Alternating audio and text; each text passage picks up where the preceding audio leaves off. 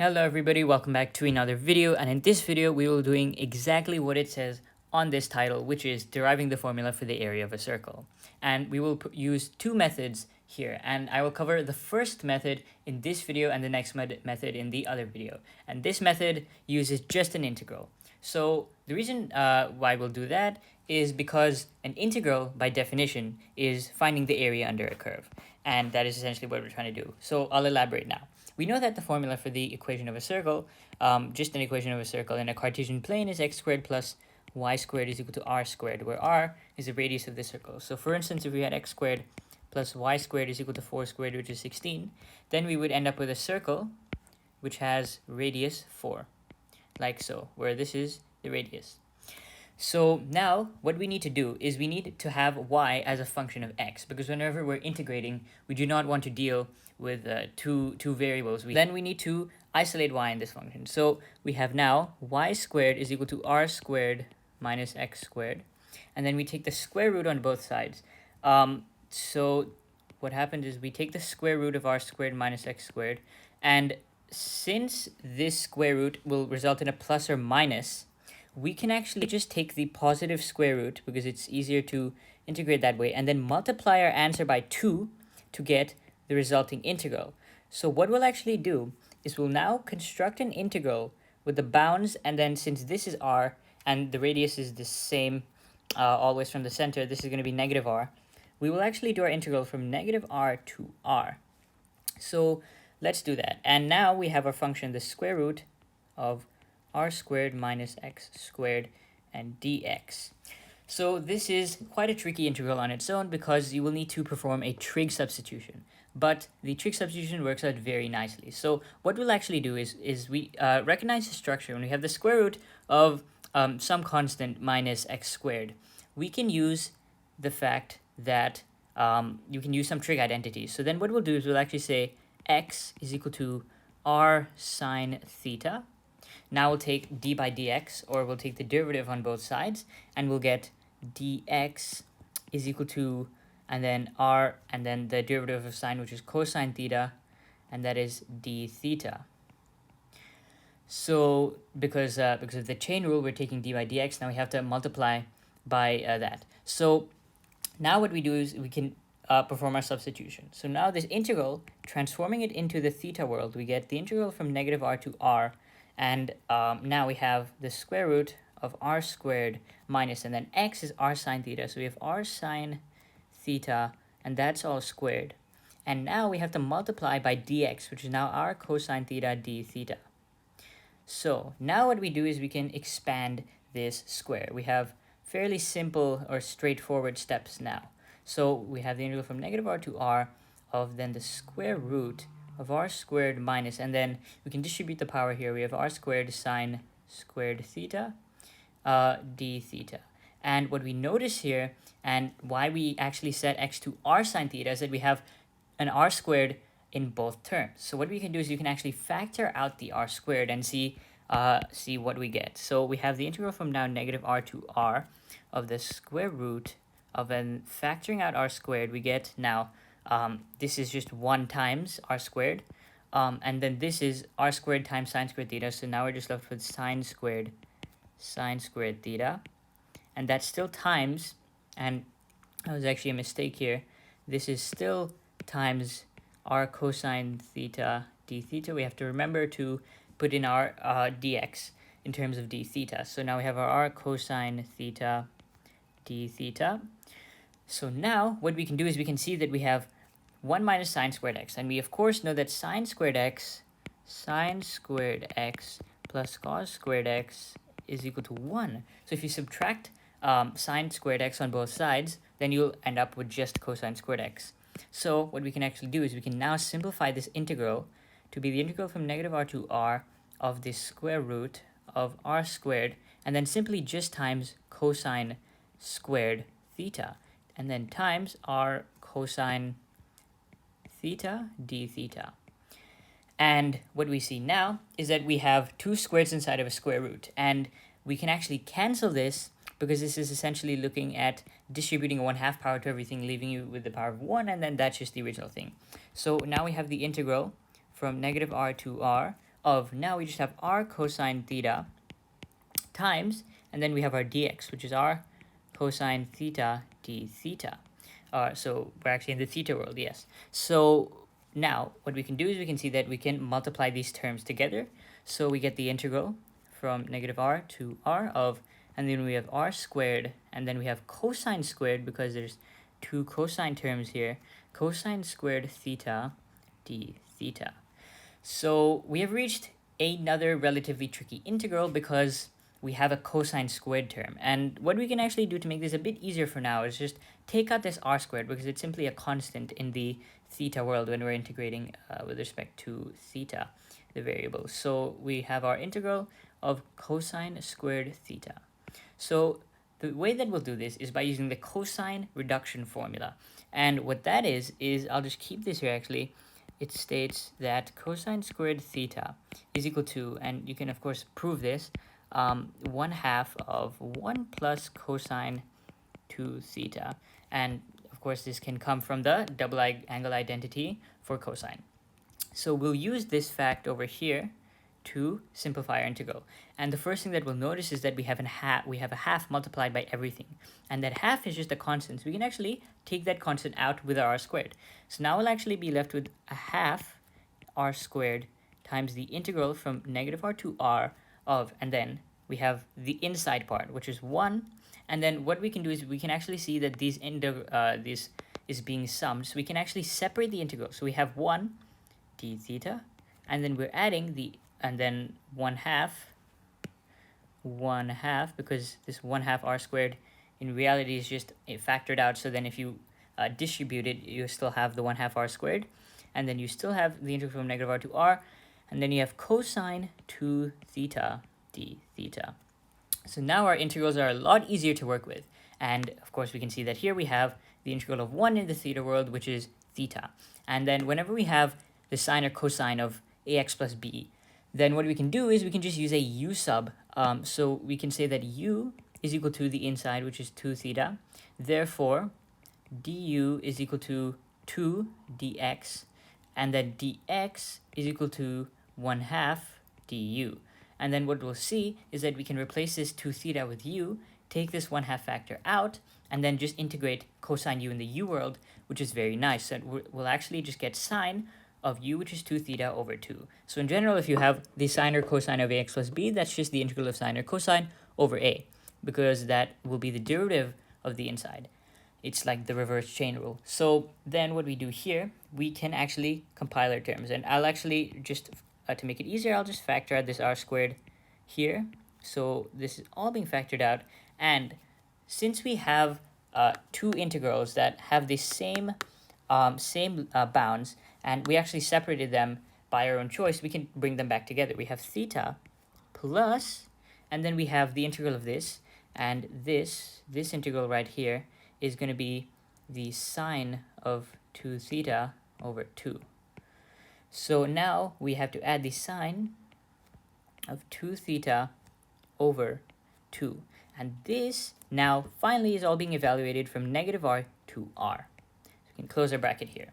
However, we see that we have our bounds to be negative r and r, which of course covers the semicircle, because we're only taking the positive square root, and we have sine of 2 theta. So how are we supposed to even get 2 theta?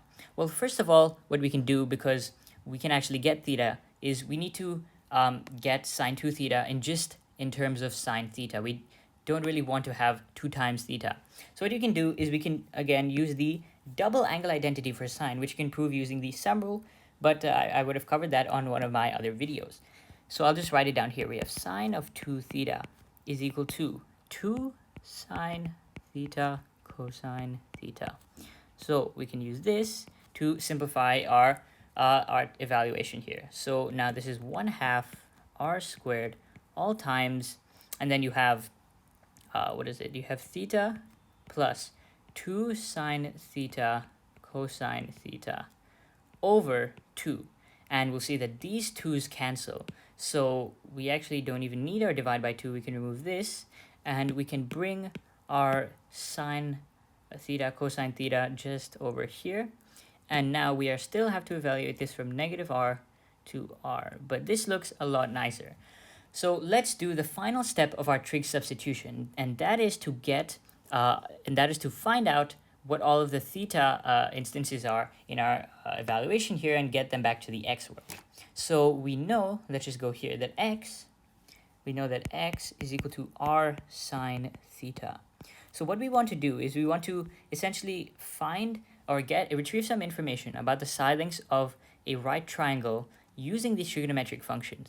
So what we'll do is we'll isolate sine theta by dividing both sides by r, and we'll get sine theta is equal to x over r. So now that we have some information about the side lengths, we can construct a right triangle. So we have our triangle here, which I'll just draw again. We have a triangle. This is a right triangle, and we have our angle theta. And we know that sine theta, which is the opposite of hypotenuse, is x over r. And therefore, by the Pythagoras theorem, we know that this is now going to be the square root of r squared minus x squared. So now what we can do is we can actually first of all see that if we take the arcsine of this entire expression here, the arcsine of the sine of theta cancel. You're just left with theta, and therefore we can just say that this implies that the arcsine, if you take them on both sides, theta is just equal to the arcsine, which I'll denote as sine to the negative 1, that is the inverse of x over r. So we have that out of the way. But now we need to figure out what cosine theta is. Well, to do that, we just find the adjacent, which is this, over the hypotenuse. So therefore, we can also say that cosine theta is equal to the square root of r squared minus x squared over r. So now we can transform this back into the x world. We could have done this earlier as well, but it works here as well. So we have 1/2 of r squared now times, and then we have theta, which is the inverse sine of x over r. And then we have to add sine theta, which we know is x over r, and then multiplied by cosine theta, which is the square root of r squared minus x squared over r. So that is it, and we have to now, just for simplicity, because we'll have some fairly long calculations here, I'll put the limits of integration in different colors. So I'll put this negative r here, and I'll put this 2r. And now we'll close this bracket here. So now we can start doing the evaluation. And to do that, we of course use the fundamental theorem of calculus, which is that we plug in r into all of the instances of x and then subtract the instances of negative r, which is the upper bound minus the lower bound. So now let's go from here. We have, I'll just take this over here. We have 1/2 r squared. This term, 1/2 r squared, will remain constant and factored outside. Let's have a big bracket, and now we have the sine inverse, of, and then x now is r, so let's just put this r like that, and that is going to be over r, and then let's just do that, and then we have to add, r over r, and we might already see where this is going, and then we have to multiply by the square root, which is like that, the square root of r squared minus, and then x is r, so then you have r squared once again, and that is all being divided by r, is multiplied.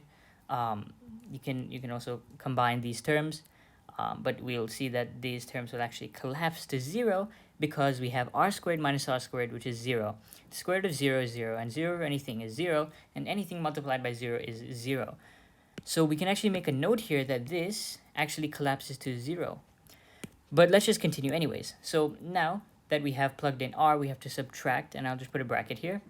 Now we have the negative r case. So we have the sine inverse of, and then x is negative r, so now we have this, we have negative r over r, and then we have to add x over r, which is negative r over r, and then it's this one, we have negative r over r, and then that's being multiplied by the square root of r squared minus x squared, which is now negative r squared, and you know that negative r squared is just the same thing as r squared. So then this we see is the exact same as the first instance. This will actually also collapse to 0. So let's just close our brackets here. We have this closed bracket and this big closed bracket. So we can actually ignore these terms for now. And all we have is we have 1/2 r squared now times the sine inverse of r over r is 1. So we have the sine inverse of 1. And then we have to subtract. And we also know that sine is an odd function. So going back up here, I can make a note here that we know that sine of negative x is equal to negative sine of x because of the symmetry of sine. So what we can actually do is we can take this negative out of this negative r, because it's the same thing as negative 1 times r, and then we can write it outside. So we have negative sine, and then we're just left with r over r, which is 1. So we can actually put a 1 here, and then this collapses to 0. So now we can close this bracket, close that bracket, and we can see that we can do a lot of simplifying here, because we have negative and negative, and we have two sine inverses of 1. So what we can actually do is we can combine all of the like terms. We have 1/2 r squared. Now we have sine theta, sine inverse of, and then I'll just put this as 1. And then we have to add the other sine inverse of, and then we have 1. So what we see now is this is the thing. We can combine the like terms. We have 1/2 r squared now of 2 sine inverse of 1. I'll just leave it like that. And now we can see here very nicely this 1/2 and this 2 cancel, and we're simply left with r squared times the sine inverse of 1, which I'll just leave it here. And we should already see what's going to happen here, but if we don't know our sine angles, we can draw our sine graph and derive it from there. So we know that sine looks something like this. That's very badly drawn, but we'll see what the points are. So we have sine graph looking something like that, and we know that this is 1, this is negative 1, of course this is 0, and this point right here is pi over 2. So let's just do this. This is pi over 2. This is of course pi. So when we have the sine inverse of 1, all we need to do is we need to read off the y-axis and see this point right here, the peak at this point, which is pi over 2. So we can even write that here. We know that the sine inverse of 1 is equal to pi over 2. So therefore, we can write this now as r over 2, r squared times pi over 2. And now, the final step, as we took the positive root of this square root, we just get a semicircle. So in reality, what we've actually found is we've found the area of a semicircle with radius r. We've integrated from negative r to r of this function, because if you try plotting this function, you will only get the positive semicircle. So what we need to do now is multiply this entire thing by 2. And now we can see finally this 2 cancel, and as we conventionally write it, we have pi r squared. So that is how you can derive the formula for the area of a circle using calculus. And this shows the application of integrals, which I think is really cool. I believe that this is also a really useful, this illustrates the use of integrals when you're trying to derive these formulas for shapes, as simple as circles even. So that was it for today's video, and thank you for watching.